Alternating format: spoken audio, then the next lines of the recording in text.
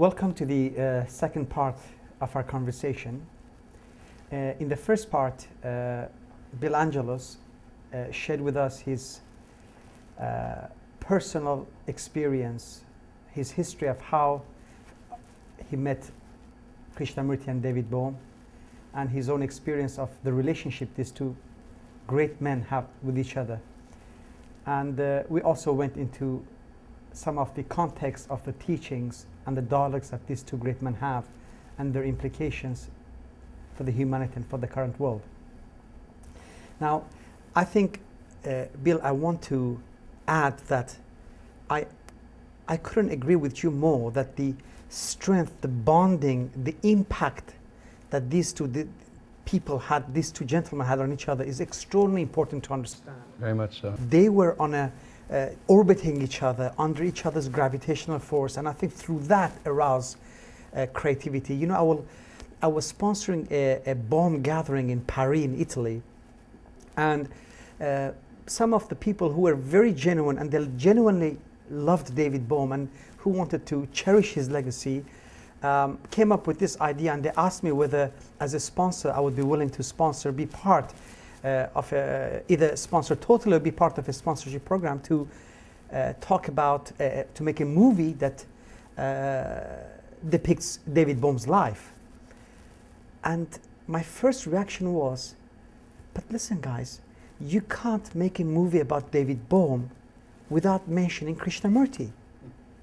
These two rivers, these two giant rivers, fused together to create this ocean of creativity, this science on a very macro scale as well as on a conscious scale. No one has ever looked for totality in the whole creation, as well as the experience of the human being and the experience of totality within its own life.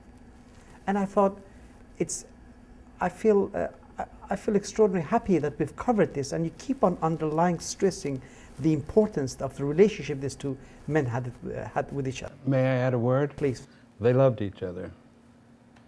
There was a love between those two gentlemen on a level that is beyond us. And so when someone suggests that there was a permanent break, it's impossible.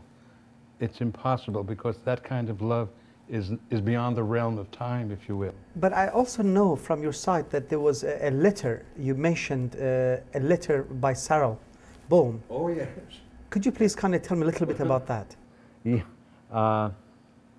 Let's see, David died in 1992. David Pete wrote the book, the biography a few years later, in which he suggested that there was this permanent break.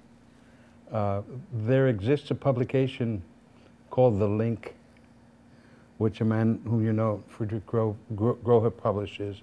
And in one of the publications, I think it was about 1997, which would be 5 years after David's death, there was a great deal of talk about this supposed permanent break that Pete talks about. So Sarah wrote a letter in which she very specifically states that to the very end, these men were close friends, and in fact, prior to Krishnamurti's last trip to India, prior to his passing, David and Sarah went to visit with him, and Krishnamurti asked that David continue working with Brockwood Park, which was an interesting thing to say. And David, of course, said, of course he would. But Sarah finishes the letter by saying, so I don't really understand, perhaps David Pete misunderstood. There was that these two men were close to the very, very end. Is this letter in your site? Could you put it on the site? Is it possible? Oh, sure. Could you make it available? Well, in fact, as a result of the two of us meeting and us discussing the very real possibility of extending this relationship further, I've already implied, without prior meeting you, that there was a next step to the project, which began with my putting that 1 hour conversation with David online. So now, in doing so, I will call this step 2, and I will introduce the letter, which I'm sure Sarah would allow, and let it begin on that level. Yes, I think that would be quite useful. You see, I personally think what these men were trying to explore is how to free the man from his own chains, from the conditioning, and how they could allow man to live creatively, because this universe is nothing but it's a creative movement. And so the context of their dialogues, what they were trying to discover, is of tremendous significance, and I think personally that should concern us only. However, I still think it's a great service to these two men to clarify these misunderstandings and to put the history and the relationship in the right perspective. Indeed, and you mentioned one word, you introduced this word into the conversation, and it's something that we should explore a little further perhaps. That's the word conditioning.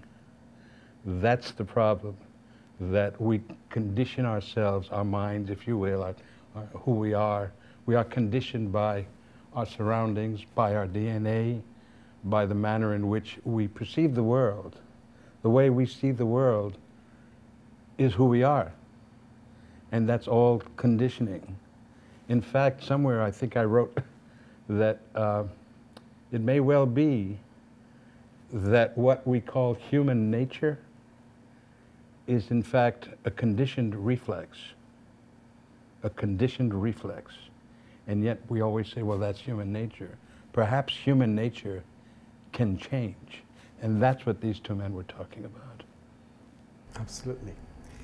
Now, I'm looking at David Bohm's life, and I find a tremendous amount of significance to see a man that started life as a scientist. That is, as you mentioned in our first part of the conversation, he's always seeking truth. He's early in his years, he's seeking truth in religion, and then he tries politics. He sees it through Marxism, through the perspective of Marxism. Then he moves on, and he meets this challenge of wave-particle duality in theoretical physics, and he goes on to explore the truth. And as it happens through the years, he comes up with an alternative explanation of the wave-particle duality. And at that point in time, Niels Bohr discusses the quantum phenomenon as something that that cannot be explained, and that is better. And when people were asking him to further elaborate on how a particle can both be a wave and a particle, he would say, look, we're not philosophers. We're physicists. We better leave that to the philosophers. All we care about that there is this behavior. There is somehow a complementarity in the quantum world, and we better leave it at that. In fact, he did say, he made a statement that we cannot go beyond the statistical level. Exactly. That our job was to calculate. But David Bohm wouldn't.